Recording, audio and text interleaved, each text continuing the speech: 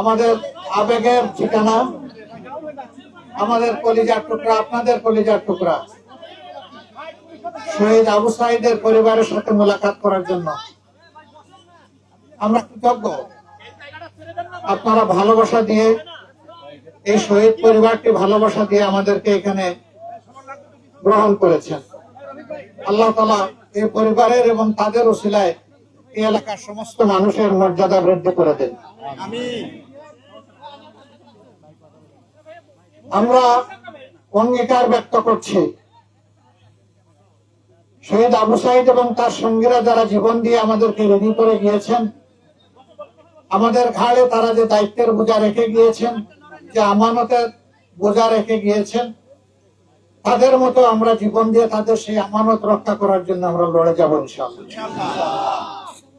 তাদের যে আকাঙ্ক্ষা, যে প্রত্যাশা ছিল একটি দুর্নীতি মুক্ত, সন্ত্রাস মুক্ত, ফেসিবাদ মুক্ত, দুঃশাসন মুক্ত, আধিপত্যবাদ মুক্ত একটি মানবিক বাংলাদেশ গড়ার, যে বাংলাদেশে সকল ধর্ম বর্ণের মানুষ মিলেমিশে শান্তিতে বসবাস করবে এবং যার যার যোগ্যতা অনুযায়ী, দক্ষতা অনুযায়ী জাতি গঠনে, উন্নয়নে অবদান রাখবে, এখানে কোনো ধরনের বৈষম্য হবে না।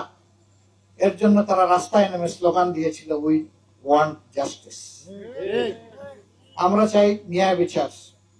আমরা সেই ন্যায় বিচার প্রতিষ্ঠায় প্রতিজ্ঞাবদ্ধ। আল্লাহ আমাদের এই কমিটমেন্ট পূরণ করার তৌফিক দান করুন।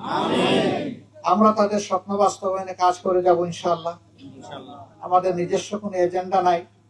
আপনারা দেখেছেন 5 আগস্টের পর থেকে 24 সালের এ পর্যন্ত আমরা কোনো চাঁদাবাজি করি নাই, আমরা কোনো দখলদারি করি নাই, আমরা কোনো দুর্নীতি করি নাই, আমরা মামলা দিয়ে মানুষকে হয়রানি করি নাই, আমরা কারো উপর ব্যক্তিগতভাবে প্রতিশোধ নেই নাই।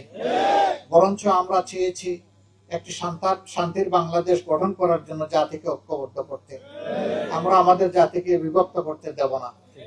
এই বিভক্তির অবসান ঘটানোর জন্যই আমরা 10টি দল একত্রিত হয়েছি, 10 মিলে আপনাদের সামনে এসেছি। আমরা বাংলাদেশের 300 আসনে পারস্পরিক সমঝোতার ভিত্তিতে বিভিন্ন দল থেকে আমরা প্রার্থী দিয়েছি। এখানে আমার সাথে কিছু প্রার্থী আছেন। বিশেষ করে এই আসনে 10 দলের পক্ষ থেকে যাকে দেওয়া হয়েছে, একজন মুফাসসিরে কুরআন, বিশিষ্ট আলেমে দ্বীন, সারা বাংলাদেশের মানুষ যাকে মহব্বত করে, যাকে চিনে, সেই রকম একটা কণ্ঠ, একটা ব্যক্তিত্ব আপনাদেরই এক সন্তান আপনাদের কাছে আমরা দিয়েছি। আমরা আশা করি আপনারা তার পাশে থাকবেন।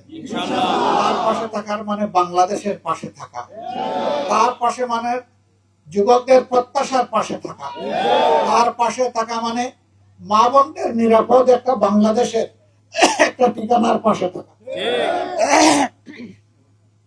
আমরা কথা দিচ্ছি, জীবন যাবে, অন্যায়ের কাছে মাথা নত করবে। যেভাবে আবু সাঈদরা বুক পেতে দিয়েছিল, দেশের জন্য ওইভাবে বুক পেতে দিতে রাজি আছি, কিন্তু দেশের 1 ইঞ্চি জমির সম্মান কারো কাছে বন্ধক রাখবো না। আল্লাহ যেন এই তৌফিক দান করেন। আমরা এগিয়ে যাব, সবাই মিলে এগিয়ে যাব ইনশাআল্লাহ। সাংবাদিক বন্ধুরা আমাদের পাশে থাকবেন, সহযোগিতা করবেন। আজকে এতটুকুই।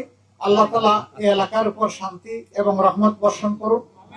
আবু সাঈদের উসিলায় এই এলাকাকে আল্লাহ তাআলা সম্মানিত করুন। আল্লাহ আমাদের দেশকে সম্মানিত করুন। আসসালামু আলাইকুম ওয়া রাহমাতুল্লাহ।